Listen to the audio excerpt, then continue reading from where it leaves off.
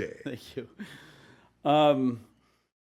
I've had a lot of family members pass. All right. Yes. So now you have a whole big party on the other side. That's right. All right. So and I've had a deep life of spiritual exploration, which you've been a big part of this last decade. All right. Thank you. So it might create a Basharian paradox, given what you've just read out today. But a Basharian paradox. I don't know. Do explain. You can, maybe you can, or toss it aside. So so I had a dream after my dad died, and we were in this room. Yes. And it was so visceral. Yes. I woke up like 5 times touching my wife. I was scared. And I'm telling my dad, hey, you're all shimmery. You're shimmery. You got to move on. And he didn't know. Yes. And then that will sometimes happen. Okay. And then I had a dream following up where I've had this huge doubt of my entire faith recently on what is next? Do I believe in it? Am I a bit of a charlatan? Because in my dream, yes, I was dying at this level, and then I would go and drop below, and I'm like, oh, am I dead? Am I dead? Am I alive? And I've just been kind of recently jolted to my core with this congratulations. That's exciting. Thank you. With this disbelief and distrust in the next place, and I've been kind of in fear of time in life. I see. Well, how exciting for you. It is exciting. Thank you. Now, the real question is, does it really matter? Because if there is something, you'll find out. If there is nothing, you won't. Yeah. And you won't know it, will you? Unless you tell me at this moment, because well, of course there is feel something. This deep need to understand. Of course there is something, because we can perceive that physical reality isn't real. It's a projection of consciousness. You don't exist in physical reality. It exists within you. So you come first. I'll put it this way colloquially. You never leave spirit. You're there right now. All of you are. You never leave spirit. That's your natural state. You are dreaming that you've left. Do you understand? I do. So the idea of physical reality is simply that a part of your spirit in the spirit realm is dreaming that it's not in the spirit realm. But most of you is there. And therefore, the ones that are in the spirit realm and not experiencing physical reality dreams know you're there and communicate with you there as the spirit that you are there. So you are in touch with them and are perceiving that through the dreams that you experienced. There's different levels of experience in the spirit world as well, ranging from people that don't know they're dead to people that absolutely are having the time of their lives being dead. There's a paradox, I suppose. But nevertheless, remember that physical reality isn't as real as you think. Even your quantum physicists are beginning to understand this. So they are bringing that principle down into physical reality very viscerally, very solidly. This is an illusion, but it's an illusion with a purpose. It's an illusion that allows you to experience process, change, the act of creation. But it's all happening within your consciousness. Many of your scientists are now beginning to understand that consciousness doesn't have to have a physical form at all, because that's not its origin anyway. Yes? Yes. Is this helping? It is. Well, then, pleasant dreams. Thank you. I have another question. Yes. As a contact specialist, yes. What are the most recent discoveries of new beings or civilizations you have encountered, and what can you share so that we can learn too? Well, you've already heard us talk about the inside-out universe, yes? Some of it. I was here at the last few conferences. All right. And you have heard us talk about the idea of those that can extract information from the event horizon of black holes? Yes. All right. And you have heard us talk about the idea of those you cannot remember, the Thuk? I can't recall. Exactly. All right. One moment.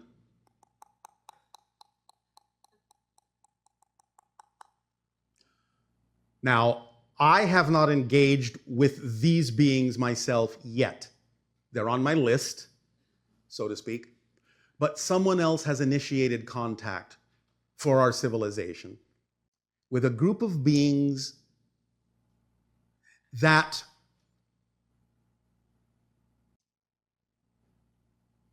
look kind of like 3-foot-long worms, but all of them are exactly the same. No difference in sex, no difference in look, color, or any of that, until they come together at a connection point that all of them have on one end and form a larger being that then can have a different sex, different experiences, all sorts of different things. As a unique individual, they can form anywhere from 2 to 8 connections, sort of ultimately winding up looking something like one of your octopuses, but without a head, or a starfish, perhaps. As that particular unique individual, then whatever experience they have as that individual, that combined individual, can be retained by all the individual pieces that then break apart and go on their way, having gained the experience of being that individual and then recombining with others to become a different individual who has different experiences, being different sexes and all sorts of different things. That is one of the most recent civilizations we have encountered, and we find them quite fascinating. Far out. My last question is quick. So when you were doing the manifestation steps, I'm in real estate, but I've been working on this television project for years. Yeah. And I would... How real is your estate? Pretty good. It's going pretty well. Or is it an illusion? I don't know now. I could be dead. All right. All right. So... and remember, please, that every moment you are dead and then alive. I felt that. Dead. That's my takeaway. I'm not kidding. That was all right. Great. Thank you, sir. Yes. And so? So I would go onto this, I'd sneak onto this studio and I would do your steps, the manifestation steps. And during this 3-year period, I was doing that manifestation steps, insistence and resistance. So I spent like $100,000 and I made this project and we aired it. And then I just hit this wall of like, I don't know what to do next. This has failed. I haven't been able to shake it. And I choose joy consciously, and I am putting on another event. All right. How about doing this? Yes. Maybe that will help you shake it. Is it that simple?